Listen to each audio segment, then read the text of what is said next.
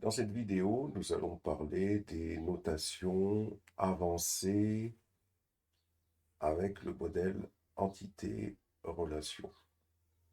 Le modèle entité-relation, ou modèle conceptuel de données, est un modèle qui est issu de la méthode Meurice. Et dans le MCD, on a plusieurs notations avancées. Par exemple, ici, on va parler de la réflexivité. Alors, supposons qu'on souhaite schématiser le fait que des salariés dans une entreprise, ici j'ai une entité salariée, ici donc l'entité salariée avec l'idée salarié, le nom, le prénom, et je souhaite schématiser le fait que des salariés vont en encadrer d'autres, c'est-à-dire qu'un salarié peut encadrer plusieurs autres salariés, alors qu'un salarié ne peut être encadré que par 0 ou un salarié. Donc ici, comment on représente cela? On a cette entité salariée. On va avoir la relation encadrée par. Un salarié peut encadrer 0 ou plusieurs salariés. Et un salarié peut être encadré par 0 ou un salarié.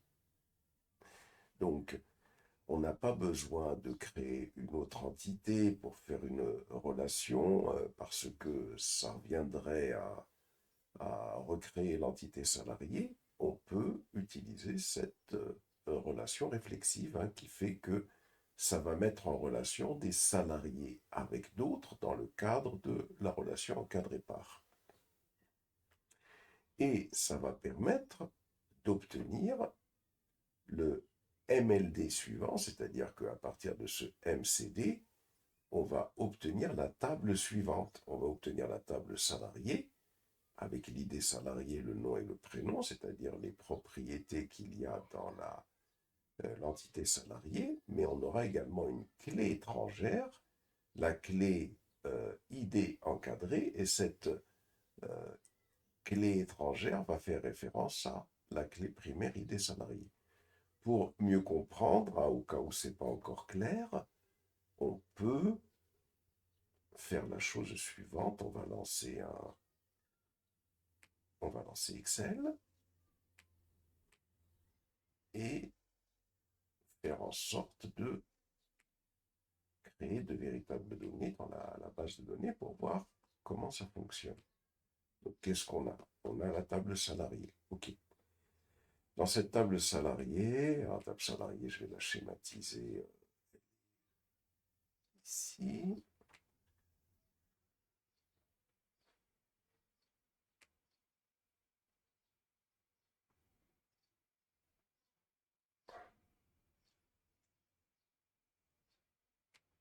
Je vais l'appeler salarié.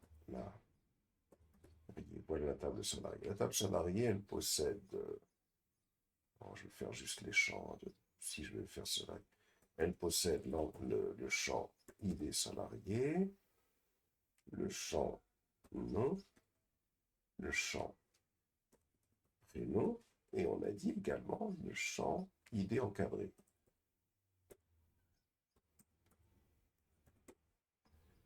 À partir de là, je vais avoir l'idée numéro 1, idée numéro 2, idée numéro 3, 4, 5 et 6. OK. Le nom, X, Y, Z, R, T, U. Le prénom, V, X, X1, X2, X3, X4. Et là, il est encadré. Pour pouvoir exprimer cette relation, on nous dit ici qu'un salarié peut encadrer 0 ou plusieurs salariés. Alors peut-être que ce salarié qui a pour ID 1, on suppose qu'il est encadré par personne. Donc, cette clé étrangère ne prendra aucune valeur. Supposons maintenant que le salarié qui a pour ID 2 est encadré par le salarié 6. Ça veut dire qu'ici, on indiquera mettra la valeur 6. Ça permettra de savoir que ce salarié est bien encadré par le salarié qui a pour idée 6. Le salarié qui a pour idée 3, supposons qu'il est encadré par le salarié qui a pour idée 6, on mettra la valeur 6. Le salarié qui a pour idée 4, on suppose qu'il est encadré par le salarié qui a pour l'idée 1, on mettra la valeur 1. Et ainsi de suite. Et donc voilà comment le salarié qui a pour idée 6, on suppose qu'il est encadré par personne, voilà.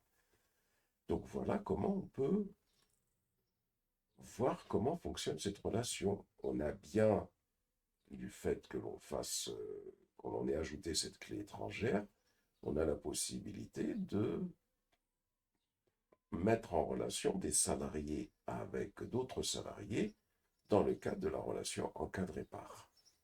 Là, donc on peut faire toutes les opérations qu'on souhaite. Je peux par exemple trouver tous les salariés qui sont encadrés par le salarié qui a pour idée 6.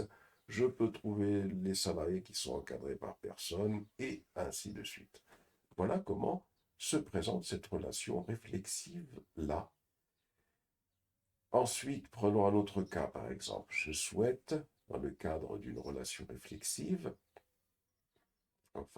je souhaite tout simplement définir les pays qui sont voisins d'autres pays, puisqu'un pays, sur une carte géographique, peut avoir comme voisin d'autres pays. Il y a peut-être des pays qui n'ont aucun voisin, en particulier l'Australie, par exemple, ou d'autres.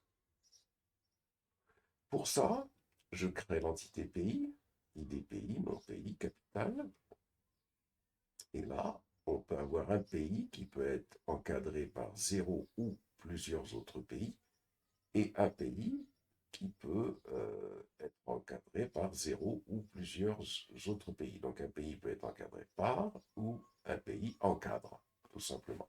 Donc on peut avoir un pays qui encadre 0 ou plusieurs pays, et un pays qui est encadré par 0 ou plusieurs pays. Comment est-ce qu'on va représenter ça dans la base de données? Alors, on aura l'entité, la table pays, la voilà, et on aura cette relation qui va être transformée en une table. On aura la table encadrée par. Cette table, elle contiendra l'idée du pays pour lequel on veut trouver les voisins, et on aura l'idée pays voisin. Prenons un exemple. Comment ça va se représenter? Je vais avoir pays. Ici, je vais avoir ID pays. Nom pays. Capitale. Ça, je supprime. Et on peut laisser comme ça. Et là, je vais avoir cette table encadrée par.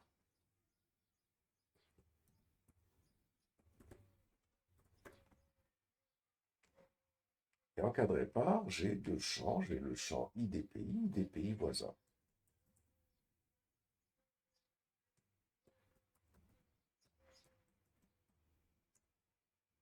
À partir de là,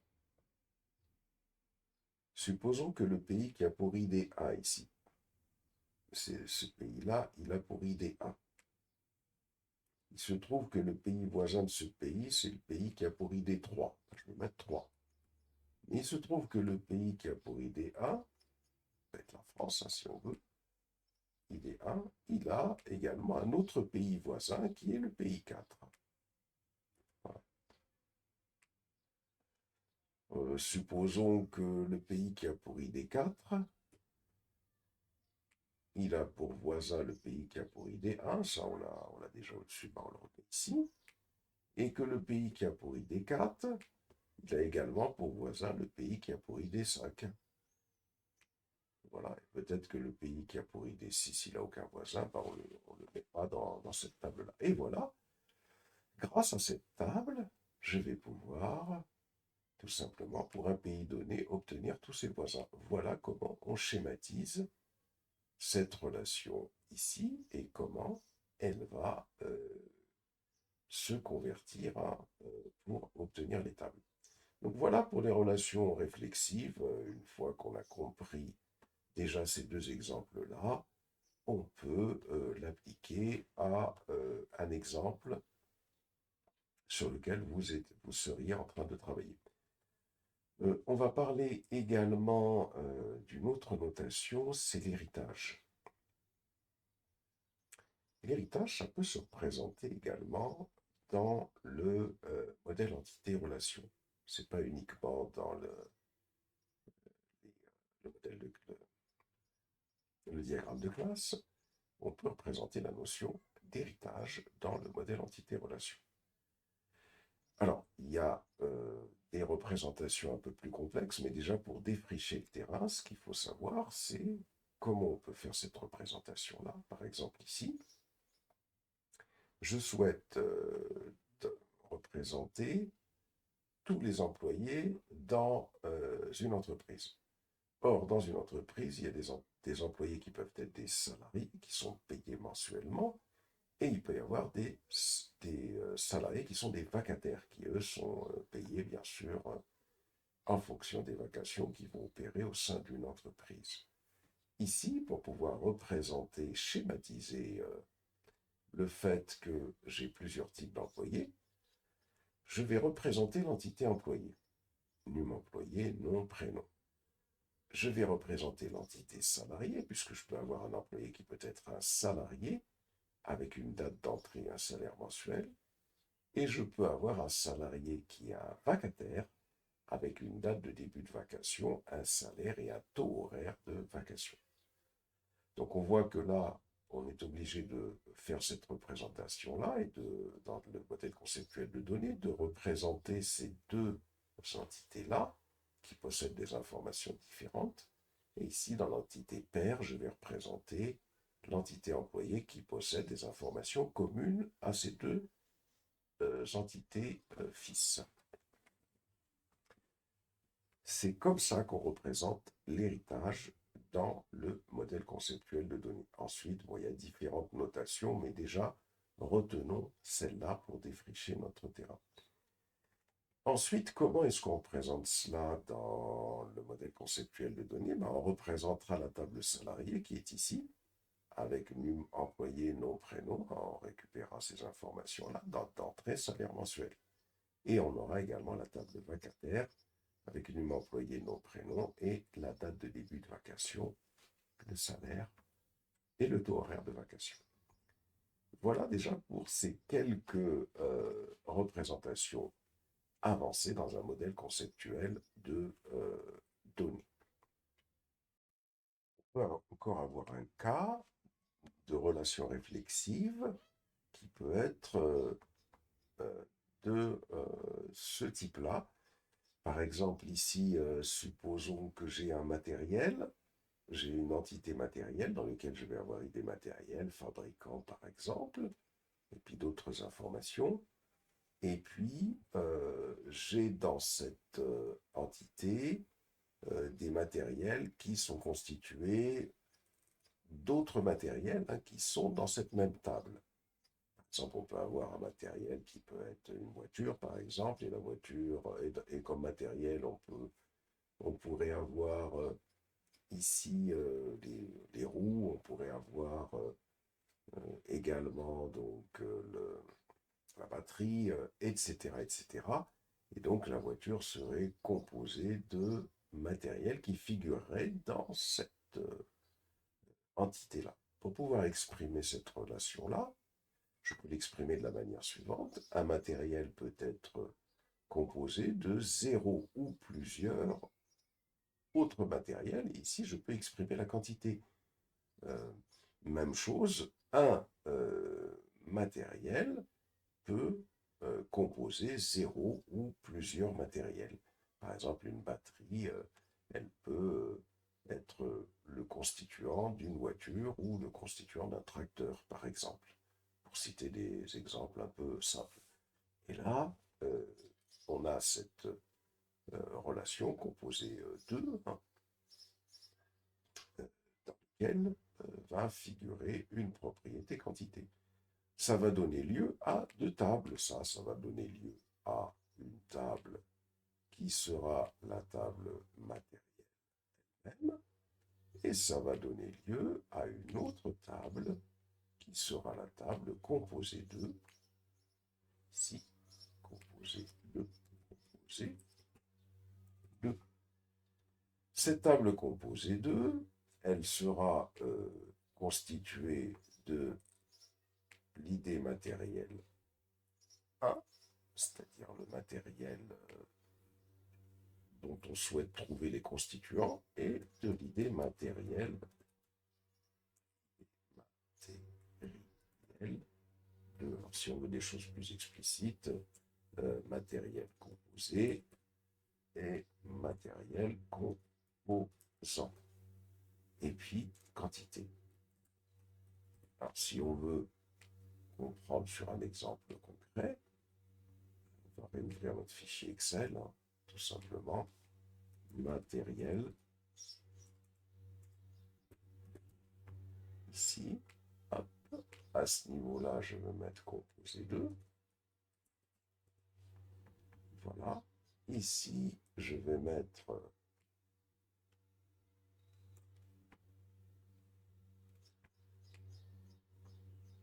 je supprime ça. Ici, je mets idée matérielle.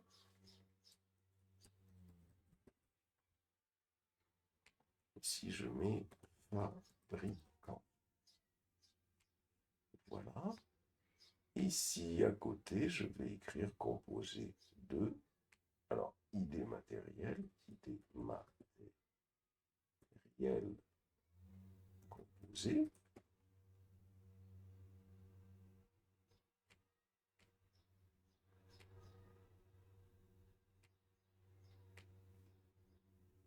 Idée matérielle composant.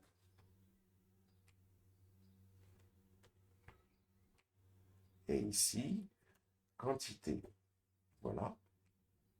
Ici, par exemple, j'aurai plusieurs matériels. Par exemple, matériel 1, 2, 3, 4, 5, 6. Le fabricant X, R, T, Y, U. Oula, je suis trompé. Non. 1, 2, 3, 4, 5, 6, on a dit. Le fabricant R, T, U, U, I, O. Voilà. À partir de là, c'est tout simple. Par exemple, le matériel 1 qui est ici, donc, ce matériel, il est composé du matériel 2, et ce matériel 2, ben, il y a une quantité de 3 éléments de ce matériel 2, quantité de 3. Le matériel 1 toujours, il va être composé du matériel 4, il y a une quantité de 1, et ainsi de suite. À partir de là, voilà, on a exprimé une relation réflexive avec une propriété dans la relation. Et voilà comment ça se représente au niveau des tables. Voilà.